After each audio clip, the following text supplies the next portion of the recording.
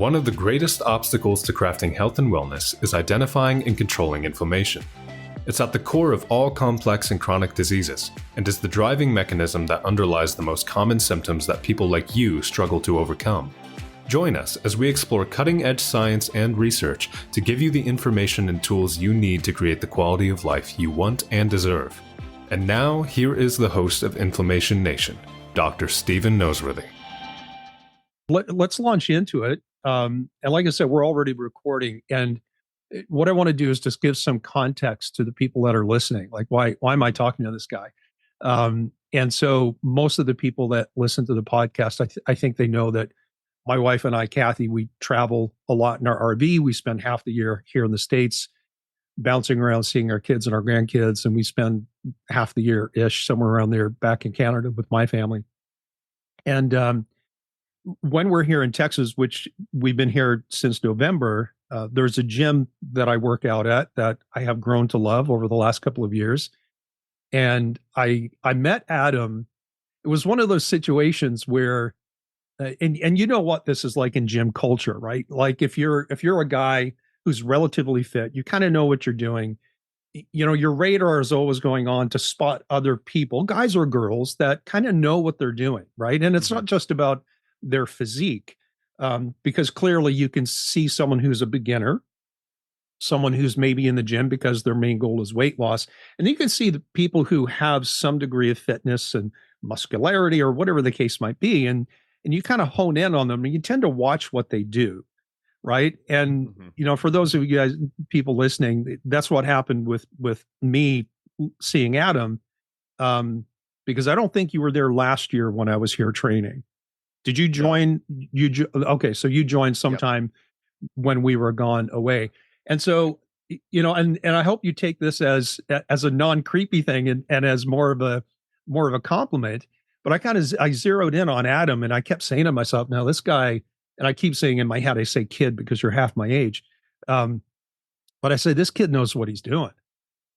And on one day, I just decided to go strike up a conversation, introduce myself, and we've been chatting and talking about a whole bunch of things ever since. And so for those of you who are listening who don't know Adam from Adam, so to speak, this dude's the real deal. Like, he's got a great educational background. He's got professional background. So I know that I said we weren't going to go into your background, but why don't you just take a couple of minutes to kind of sketch out your background and maybe why somebody listening should actually stay tuned in. All right. That last part if I haven't lost them already. Of course, that last part might be the biggest challenge, but I'll do my best. Well, first of all, definitely a big compliment. No, you know, you saying that you noticed that you felt that I had an idea of what I was doing. So I absolutely take that as a compliment. And you're right. It's something that you can't help but notice, even if you're not trying. You know, my dad is a retired contractor, and he does the same thing whenever he enters any sort of building. He's like, that's off. That looks great. This is, and you just can't help it. Right. So it's a similar thing when you're in the gym. You just see it, even if you're trying to focus on your own thing. So I really appreciate that. Definitely take that as a compliment. On the background, I'll be as concise as I can, but essentially, you know, my whole life was never really centered around my own fitness. However, it was centered around fitness in some regard. My parents took a lot of time to care for themselves, to work on their health, to work out regularly. And I, you know, always say that I kind of grew up in the nursery at the gym that my parents went to. I went with my mom in the morning. She would drop us off, and she'd be like, you know, you're just going to have to deal with the time that you have in here until I'm done.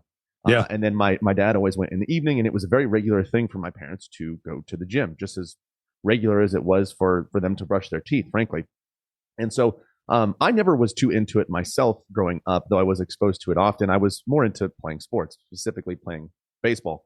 And I got into the baseball over the years, you know, did the whole rec league when I was little, then competitive after that, then went to high school, then went to college. Well, long story short, the college career was cut short. And I had spent so much of my life pouring really every ounce of mental and physical energy I could into that endeavor, as well as my identity. And so when that ended, I was in a deep, dark place, frankly, and I needed some sort of outlet. And my dad who used to compete in bodybuilding, was just trying to get me out of the house so I didn't dwell in my sorrows.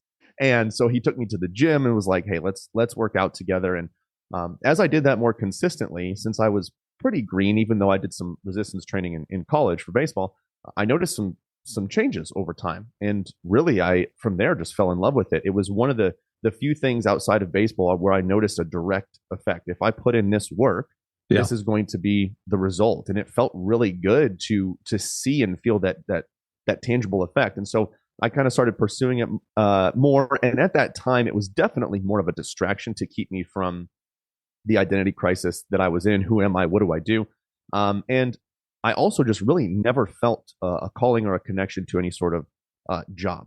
And so I was always wanting to play baseball. My plan was, even if I didn't make it to the big leagues, I would live in a van in the minor leagues, get paid pennies, and be a kid my whole life and play baseball. But when that wasn't the case, I had to figure out what to do. And I didn't know what I wanted to do. And I didn't have any interest in trying to figure that out. But in pursuing my interest in fitness, I kind of was observing the trainers at the gym and thought to myself, that seems like a fun job. They have schedules where they can, schedule their clients, ideally when it was best for them. You have to work with the client too. But I thought, that would be a great thing to do in college. It's flexible. You get paid pretty well, better than working at McDonald's or whatnot.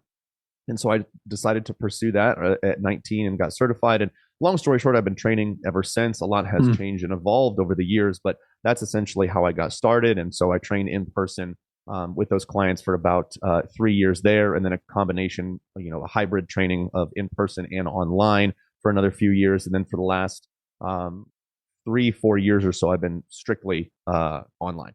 Yeah, and I want to make sure that we get to the whole trend of online training, just to make sure that people understand that this is a service that's available to them if they're not comfortable going into a gym environment. And I would imagine that some of the clients that you train just train at home for any number of different reasons. But, I appreciate you telling your story. My upbringing was the exact opposite. My family had no interest in health and fitness.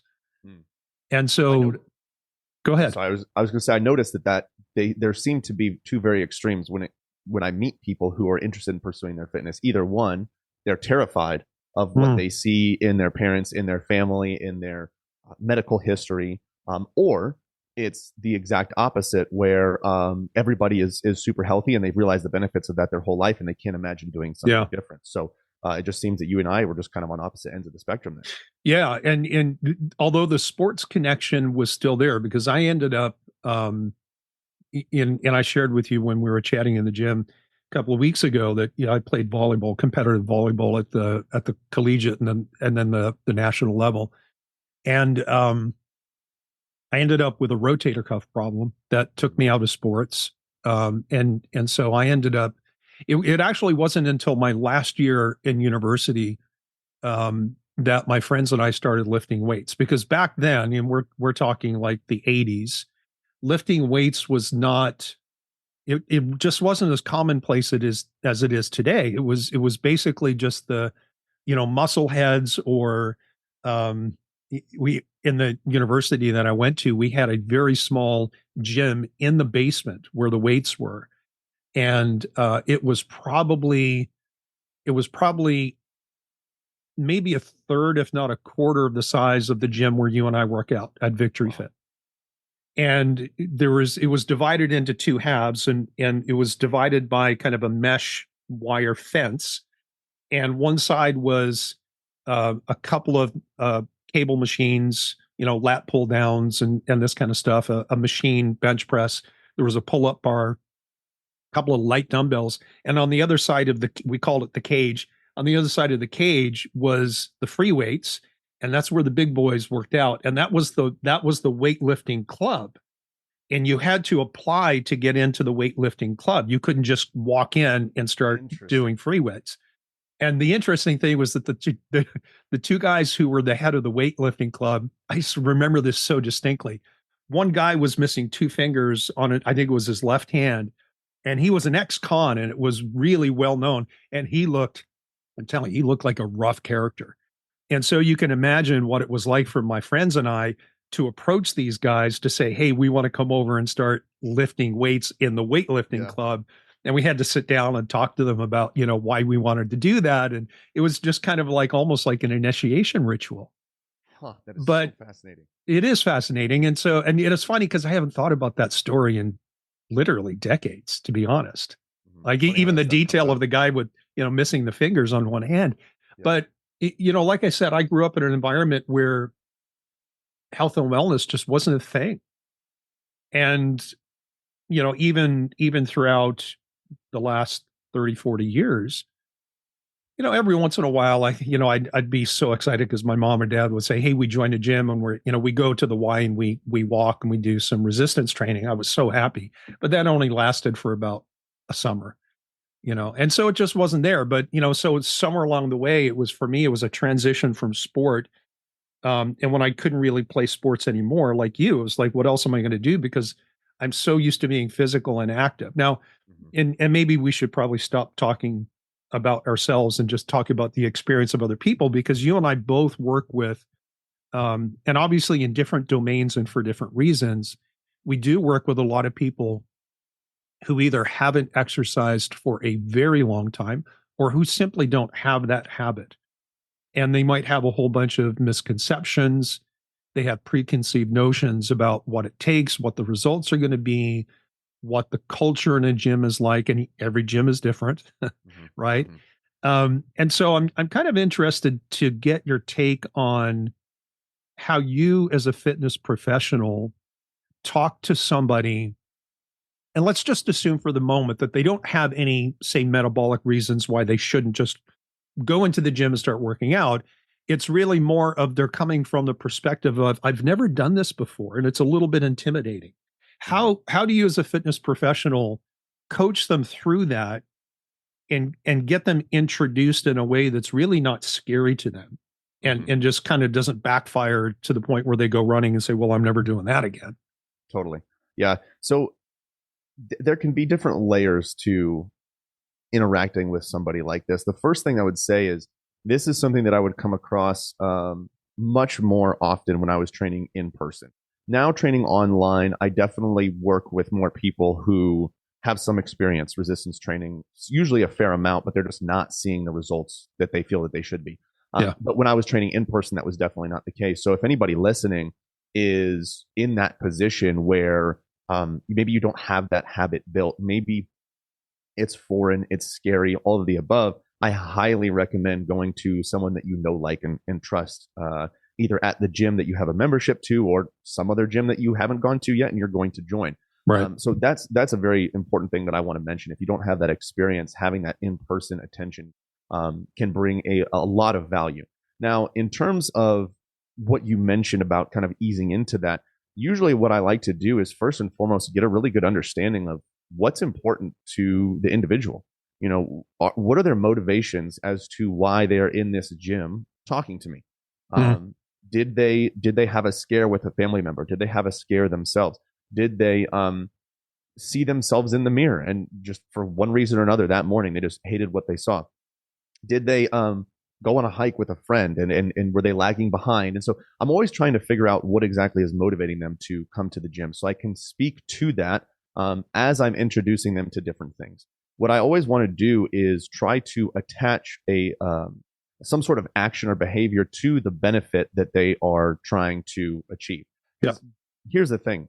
I am hardly ever thrilled to go into that gym and train, right? I'm not like dragging my feet every day, but I'm not pumped out of my mind to go work out every single day. But even for someone like me, where it's my job, the more I remember and feel the benefits that I care about, the easier it is. So I always want to create that same situation for somebody else. So it could look, like a million different things depending on what the individual wants. Let's say somebody for some reason or another feels like they have some sort of movement issue. Maybe their shoulder mobility isn't good. I take them through some shoulder mobility exercise, have them feel that tangible benefit right then and there.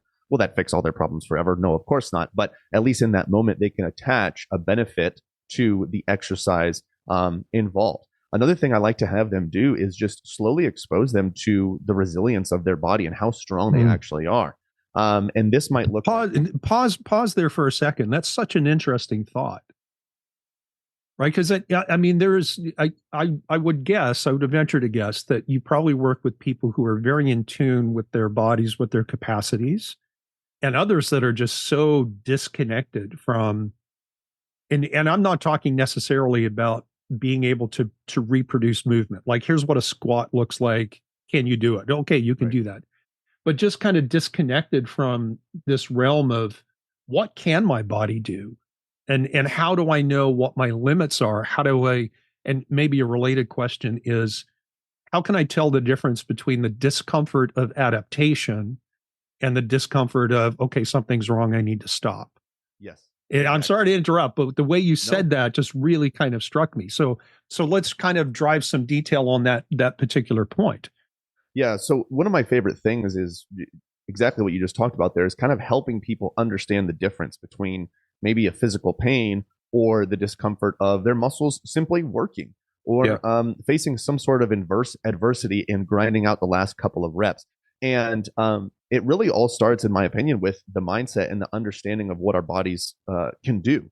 We are extremely resilient, and our bodies they were created in such an incredible way to get better at whatever they're being asked to do. Right. And so we can think of like our central nervous system, kind of like a governor on a golf cart. You know, when you get on the golf cart and it's only set to go a certain amount of miles per hour, and it drives you nuts because it feels like you're taking eternity to get to the next hole. That's at least what I feel like. I always want to go faster. It's kind of like that, right? Except with the golf cart, if it was more like the central nervous system of your body, the faster you would go, the more it would kind of let off and say, oh, okay, it's safe to go this fast. Well, somewhat similar with our neurological adaptations with resistance training. There's I don't know the year or study off the top of my head, but I've seen in research that the elite power lifter can access about 96 or so % of their overall strength, which is unbelievable. Yeah. The everyday person might be lucky to access 50 to 60%. Yeah. And so one of my favorite things to do is to help people realize this untapped potential that they didn't even know existed in the first place. And that really helps them shape their mindset. So that might look like, getting them on a Smith machine, something that I used to honestly talk a lot of smack about, but have changed my mind a ton on over the years. That is, they feel safe in, they feel comfortable in, they know that there is a safe way to rack the weight if they can't move it anymore. They have me there to spot them. So it allows them to get into that position where they don't feel as vulnerable. And then from there, we just stack the weight on, see how they feel. And sometimes they get lost in conversation and we just keep talking and they hardly notice what's happening. And then midway through, I say, hey, Susie or whomever, you're lifting 150 pounds. That's almost as much as you weigh. And their minds explode. Yeah. Like, what? And now it's almost as if this new version of themselves that they never thought was accessible they're on the brink of that. And then they begin to see all the ways in which they can change things to become that person that they've always wanted to become. So it's just helping them realize that, hey, you are absolutely capable of this. You just really haven't put yourself in a situation where you've had to demand your body to do so. Yeah. I don't know if that answered that question. No, absolutely it does. But maybe I can repeat back to you some of the things that you said and just put it into slightly different words, because the idea of untapped potential to me lives in two different spaces. One is the adaptation to the exercise that happens with consistency over time. And whether that adaptation is getting stronger, improving your muscular endurance, or if you're doing cardio, your VO2 max goes up or something like that. And I'm using technical terms because I've just finished on the podcast a whole series talking about adaptations to exercise. And so hopefully people listening to us have some familiarity with that. But this untapped potential, like there's the low-hanging fruit. And this goes back to the neuromuscular adaptation you were talking about, say, with elite lifters versus beginners, is that the low-hanging fruit with these adaptations, the things that are immediately available that can create that wow effect, directly relate to when you start exercising, the very first thing that changes is your brain learns how to access what's already there more efficiently. Correct. And that's what you were saying about a beginner might, they go to contract a muscle to lift a weight. Doesn't matter what the movement is. and their brain can only access a certain amount of the potential. But the more you train it, and the first 3 weeks, as you know, the improvements is not really because you're seeing tissue changes as much as your brain is connecting to your body more effectively. Right. Right. And an easy short-term way to experience this is simply, let's say you wanted to do a Smith machine bench press, since we were talking about the Smith machine, sure, for 8 reps, and you want to try 100 pounds. Throw 150 pounds on there and do 2 reps. Take the 50 pounds off. That's a great kind of like immediate way to experience that. The 100 pounds is going to feel so much lighter. Easy, yeah. So much lighter. That's kind of a tiny glimpse into what is happening when we have those neurological adaptations. And that's another reason I love introducing that to people right out the gate, because the other adaptations take time. That adaptation is one of the fastest that comes in. So to be able to experience that right out the gate and have some immediate wins and understand that you are now quite literally a different person as you're progressing, that is an amazing way to get people to attach value and meaning and reward to something that used to be, frankly, very scary and intimidating. Yeah. Do you ever have conversations with your clients, especially new ones, about gym culture and about, like, I've talked to people, and I didn't work out in a gym setting for I'm going to say close to 20 years, because when we started having kids, I bought stuff on Craigslist, and I made my own home gym, and then I did some CrossFit certification, and I did it more for my own purposes, not to go out and train people. And so I did like CrossFitty things in my gym space, and I loved working out at home. I think there's tremendous advantage to that, but I think I did lose something about not being in a gym setting. Like, it's inspiring to me to be in there working out, watching you and some of the other guys that are at the gym going like, oh, these guys are like so far ahead of me. And then, it makes me put that extra 10% in that I probably wouldn't do if I was just on my own. But because gym culture is so unique, and there are different, let's say, avatars of gym culture, right? Yes. Do you have conversations with people about, listen, if you go to the gym, let's assume someone's going to the gym, nobody else is really paying attention to you, because that's the one thing I hear a lot. Like, I'm so self-conscious. I feel like everyone's looking at me, and I'm going to do something wrong, and I'm going to make myself look like an idiot. Do you have those kind of conversations, and how do you coach people through that mindset shift? Yeah, absolutely. We definitely have those conversations. Not as much as I used to with people who have never worked out before, but even, I think this is what the person that might be listening that hasn't exercised regularly in a gym needs to hear. Even individuals who are regularly going to the gym and have been for years still experience this. It's not necessarily something that you are ever going to get over. You just get more comfortable with the discomfort. And that just speaks volumes into the whole concept of resistance training, in my opinion. But we absolutely have these conversations. And most of the time, it's just understanding that what we are experiencing 90% of the time, that's just a number I made up, but most of the time is in our own head. It is in our own head. I mean, again, I'm a professional. I do this for a living. I love working out. And half the time I'm squatting, I'm just trying to make sure that fart doesn't come out. And I'm just trying to make sure if it does, nobody hears me.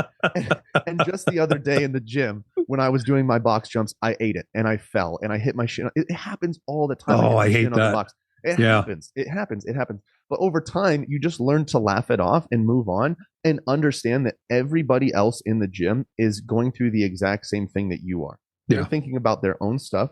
They're thinking about their own insecurities, their own form and technique, what other people may or may not be thinking. They probably don't even know that you're there, to be honest with you. They're more concerned, honestly, nowadays with scrolling on Instagram and checking the latest notification than they are, worrying about what you're doing on the treadmill or whether or not you just missed the last step on the Stairmaster and slipped a little bit. Nobody probably even noticed. And if they do, we all just go, yeah, been there, happened to me. Been there, done that. Been there, done that. It's probably going to happen to me tomorrow. It happens all the time. So we absolutely have those conversations, and it just comes down to accepting. I think radical acceptance is the first piece of that. Accepting that, hey, this is how you're going to feel, and that's okay. We don't need to get rid of that feeling. We just need to be more comfortable with the fact that it's there. Like, okay, I recognize this feeling is there. I recognize that it's not going to go away. It is what it is, And there, we could talk about gym culture itself for hours and hours and hours, but one of the biggest misconceptions that I love seeing people work through is the misconception that the biggest, most intimidating guys, the strongest girls, the grungiest gyms are the least friendly, and more often than not, they're the most friendly. But what I love about the gym, and I'll say this about all gyms too, is that it is one of the few places where everybody can recognize that everybody else in there is trying to better themselves. Yeah. We're all going through. It's a little bit of a spin on that saying of misery loves company. We're not all in there maybe miserable all the time, but we all have a common goal, and that's to improve ourselves. And we're all going through some level of discomfort and unfamiliarity and whatever it might be to make that happen. And so there's more of a camaraderie than anything in the gym. Does that mean that there aren't people out there who act like snobs or are rude or hog up the equipment? Yep. Of course not. We're all human beings. Yep. That's what happens. But more often than not, the large majority of the people in there are there to focus on themselves, to see themselves succeed, and usually want to help and encourage other people as well. Yeah, and I'm glad you said that, because my experience has been that, well, let me say it this way. You can see somebody in the gym, let's say someone who has a great physique, looks like they know what they're doing. You don't know what it took to get them there. You don't know what obstacles they had to overcome. And so, the really slender, muscular guy or a girl, they could be at the end of a 5-year journey where they lost 150 pounds. Right. Or they may have had to overcome obstacles with mental health or physical injury or whatever the case might be. And I guess what I'm saying is that everyone has their story. And my experience has been, if you can break that initial barrier of someone's coming up to talk to me in the gym, that's kind of weird. Once you can get past that initial introduction, everyone's has a story, and everyone is very encouraging.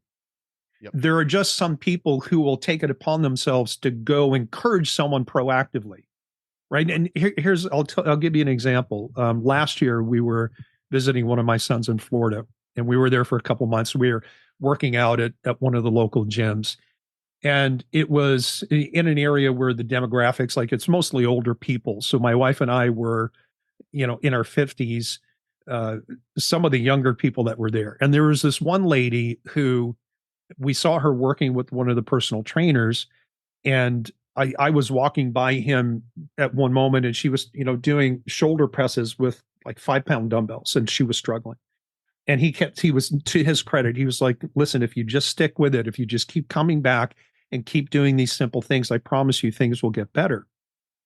Well, we left, came back 6 months later, same lady was there. My wife struck up a conversation with her because she wanted to encourage her, because it was so good to see her still there. And she told a story, which honestly, it brought tears to my wife's eyes at the time. She said that she was so happy that she stuck with it, because now she can bring her own groceries into the house without asking for help. Mm-hmm. Right. And so my wife took it upon herself, and she obviously didn't know this woman's story. She didn't know what she was struggling with, but how terrible it is to get yourself to the point where maybe you can go to the grocery store, but you need someone to bring the bags back into your house. Right. And so I guess the message is that, gym culture aside, and whatever your preconceptions are, if you're listening to the podcast, is that everyone in there has had a struggle to overcome. Oh, and like you said, there's always going to be someone who's just a jerk. But the vast majority of people, if you get into a conversation with them, you're of a like mind, and you're just there trying to get better. Absolutely. And I think one of the best ways to understand that too is to strike up that conversation.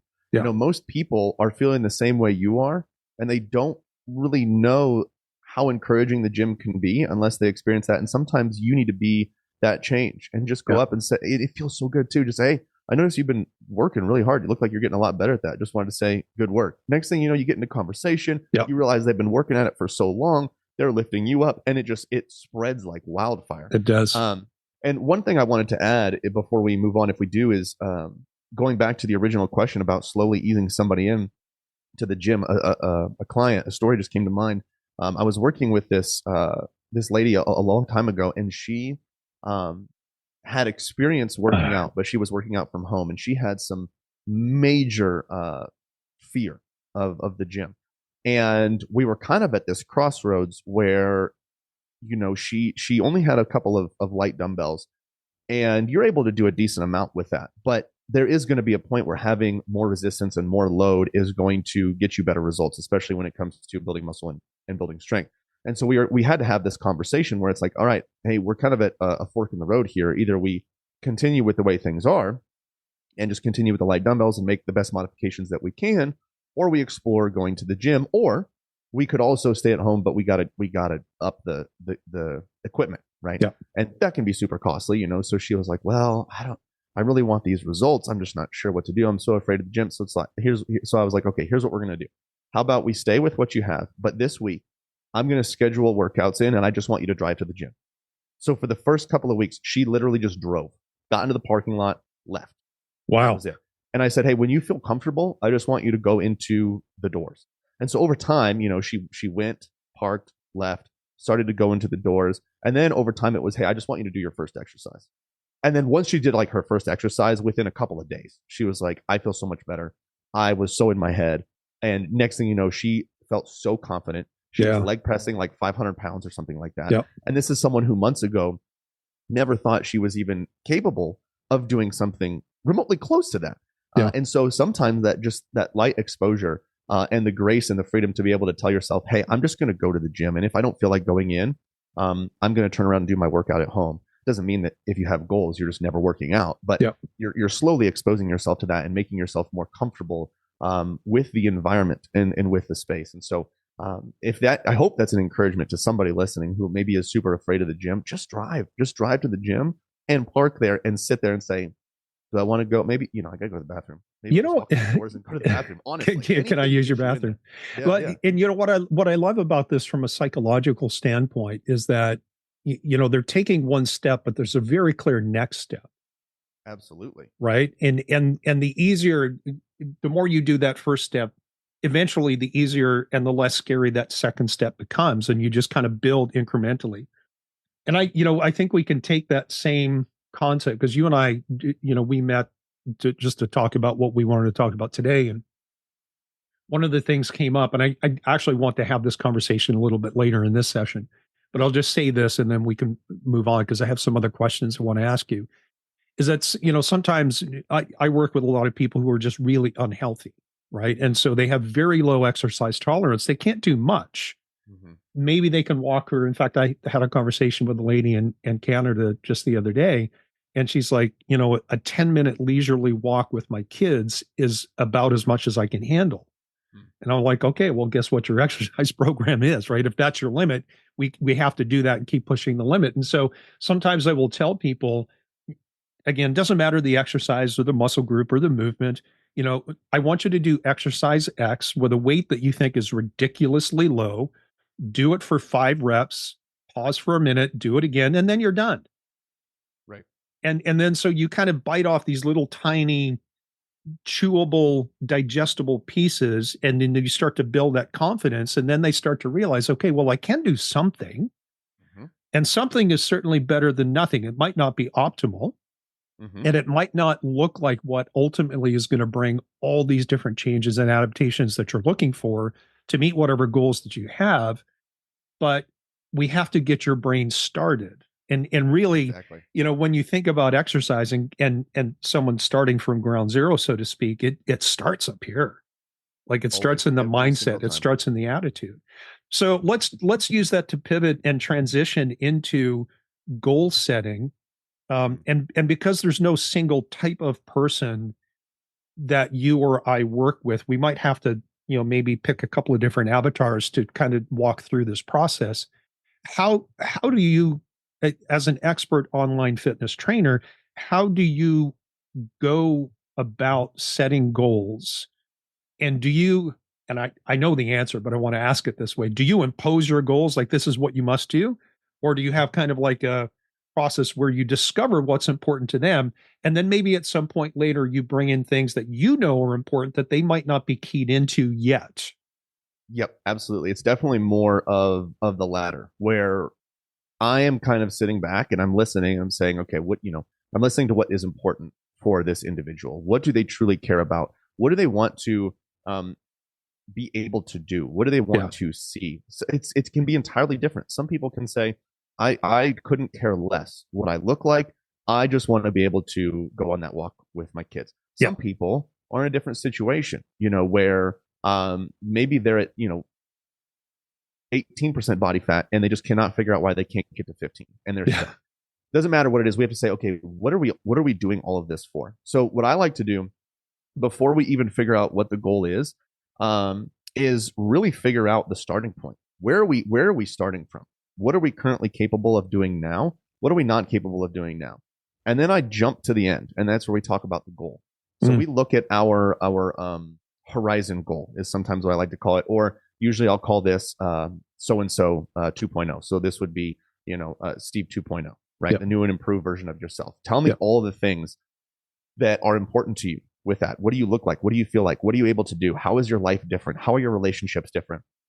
And then we put all of it down, and then we kind of narrow it down from there. So, okay, what are, like, if you were to be in the best shape of your entire life, you were to feel better than you've ever felt before, what are 3 things, 2 things, however many things that would need to happen for you to be able to say that? So we kind of narrow that down a little bit and figure out what those are.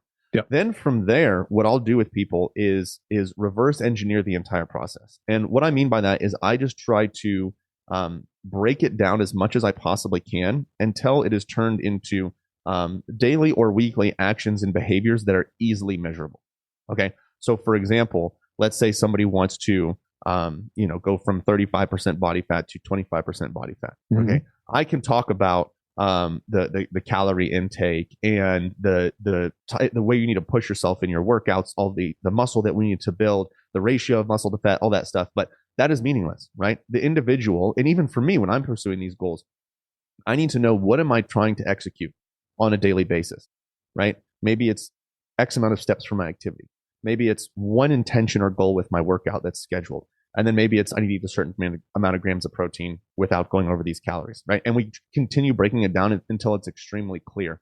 So that's a little bit more about the process, but the goal setting itself is about figuring out what is most important to you, and what truly matters. What makes you cry? What makes you laugh? What makes you smile? What makes you sing?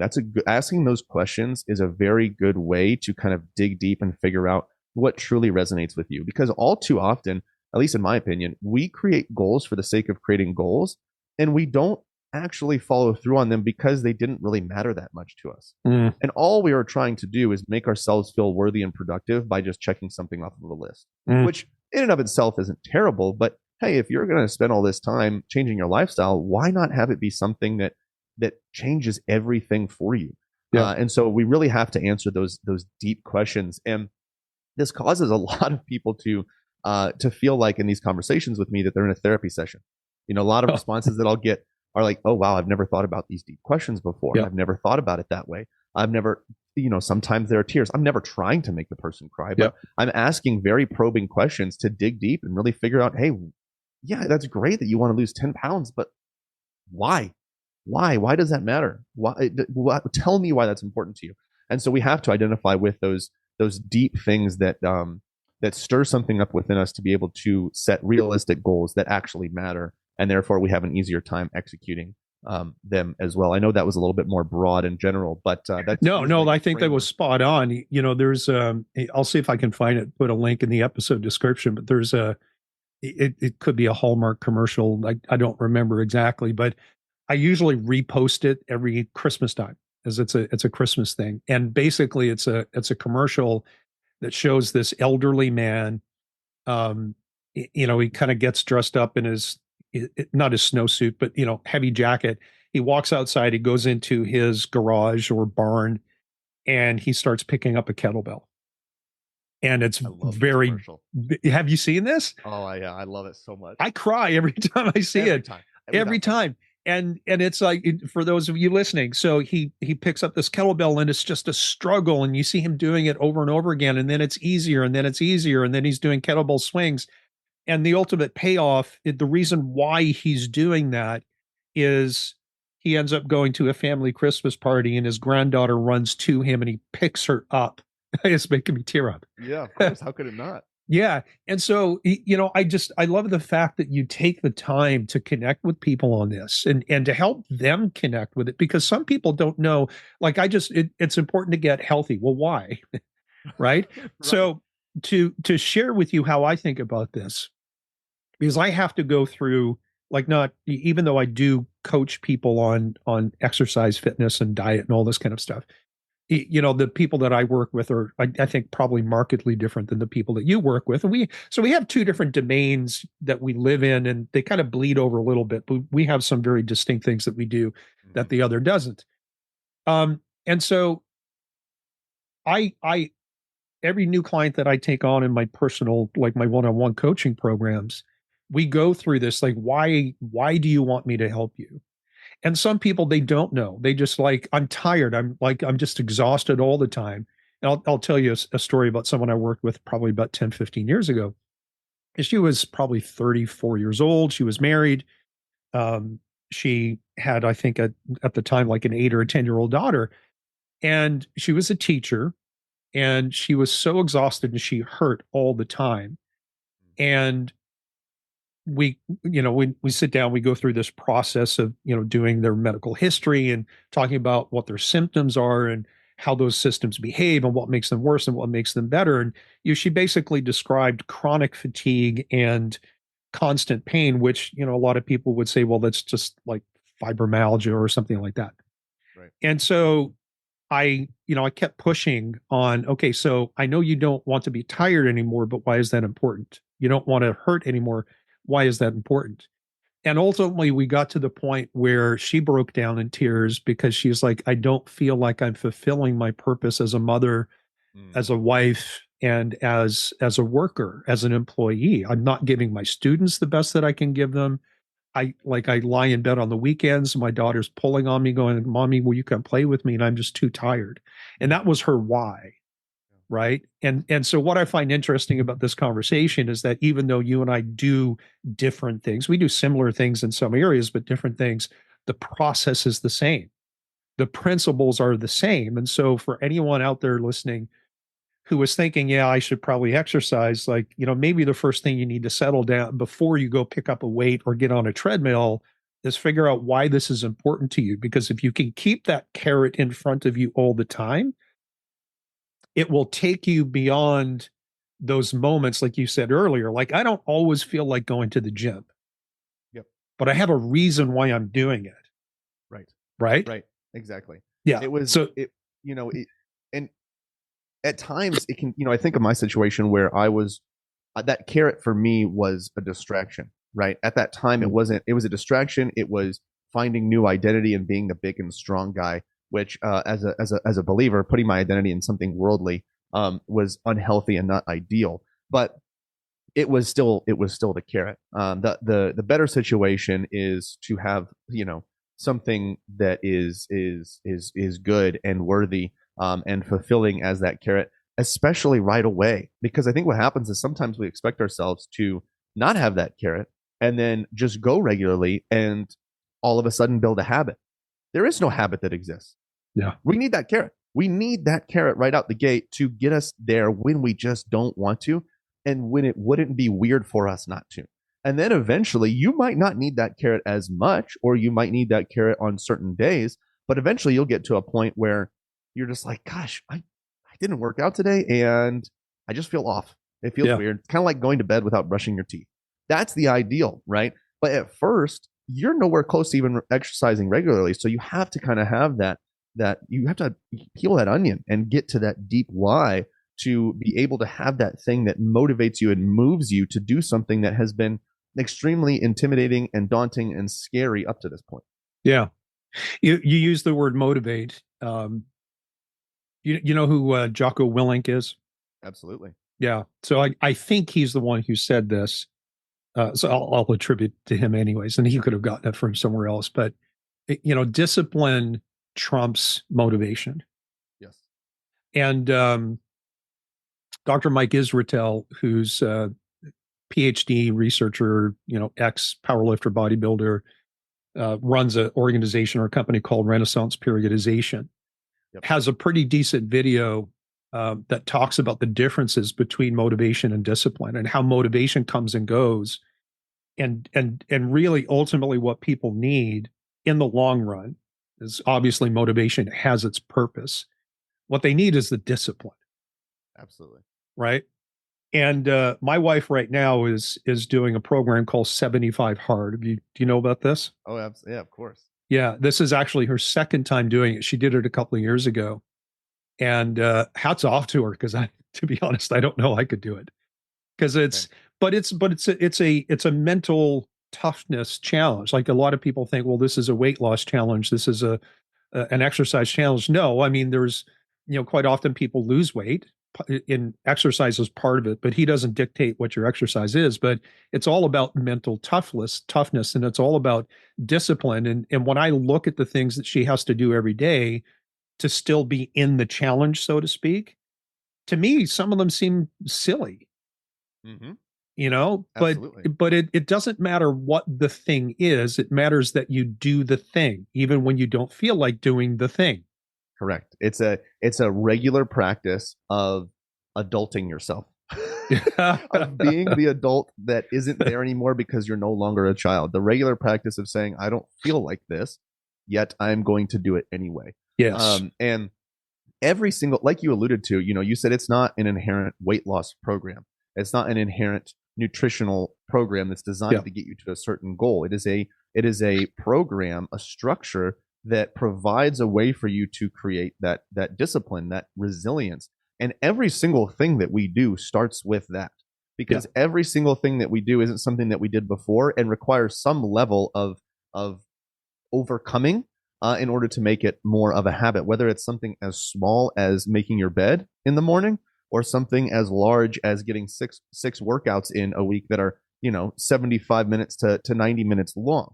No matter what it is, there is some level of adversity that you have to overcome. And it starts with having the mental resilience to face that. And so that's the big value in there. And I love that your wife is pursuing that and doing so well with it, because like you said, there's some stuff in there where I'm like, whew, if somebody challenged me and maybe I had some incentive, I could do it, but it's definitely not something that I want to do on a regular basis. And that's the most enjoyable part for me in talking to people that have gone through that challenge. Not that I'm necessarily promoting it for health benefits, but the discipline that bleeds into every other aspect of people's lives as a result of that challenge is it's unbelievable. And I think that you also see that in fitness in general. When you are able to work out regularly, see a benefit, push yourself past a point that is comfortable, you are able to easily do that, or I should say more easily do that in other areas of your life. When you're sitting there and you're grinding out those last couple of reps of a certain exercise, getting up to spray the weeds when you don't feel like it is nothing. When you are grinding out that last 15 seconds of that sprint, finishing those last couple of emails or getting that proposal done is nothing. It bleeds into every single aspect of your life. And like you said, every single thing starts with that mental discipline. Without that, it is very hard to create that lasting behavior change. It is. And people who aren't used to doing difficult things, there's a friction, there's an inertia. Yes. There's this obstacle to getting started and creating momentum that is sometimes very difficult to break. Yep. Very difficult. One of the things that I want to encourage people with is thinking through this. When people hear, honestly, especially guys like us who work out regularly, have a habit of this, talk about doing difficult things, or being tough, or facing adversity, or do the thing anyway. I think there's a lot of eye roll, right? Because we've had a lot of we've had a lot of negative media and a lot of shame come through that, where it's like, you are a lazy POS, therefore you need to do the hard thing, which is shame is in my opinion never the way to go about it. And the second thing too, though, I want people to think through is, I think of the movie WALL-E. Have you seen the movie WALL-E? Long time ago. Yeah. Oh, great movie. Makes me cry every time. But the humans in this movie are, if I remember correctly, something happened with Earth. It's no longer inhabitable, or it's inhabitable. And they're living in this ship in space. and people are morbidly obese. They are reclined in chairs all the time. Anything that they want is immediately delivered to them, and they're always watching something in front of a screen. And wait. I think you just described Netflix and DoorDash. Exactly right. And so I remember watching that movie for the first time, and I was like, that's insane. Could you imagine living in a world like that?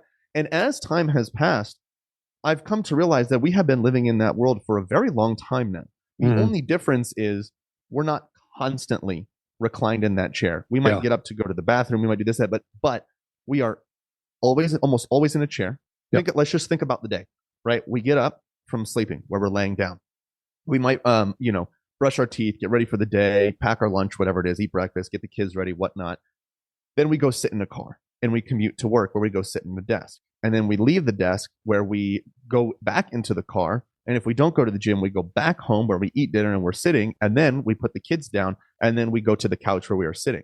All we're doing is sitting and eating. And we live in a world of abundance, just like Wally. So I say this to kind of encourage and remind everybody that we don't have an environment that encourages us to do challenging things that are going to make us better. The default is sitting back and letting this environment of abundance and comfort overtake you, completely overcome you. So even if you aren't that rah motivational, David Goggins type of person, you need to at least acknowledge the fact that you are living in an environment that is not going to help you be fitter, healthier, leaner, happier. You are living in one that is basically slowly deteriorating you by the second.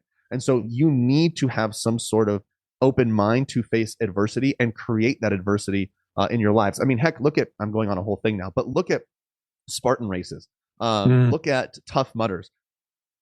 30, 40, 50 years ago, if you were to tell somebody, hey, I'm going to go pay $500 to do this day-long obstacle race where I'm going to get muddy, I'm going to get barbed wire slicing into my skin, I'm going to get electrocuted, and it's going to be very physically exhausting. People would be like, you're out of your right mind. Why don't you just go live a day in our life, right? That's right. But now we are so comfortable that we are willing to pay. There's something in us that wants that adversity.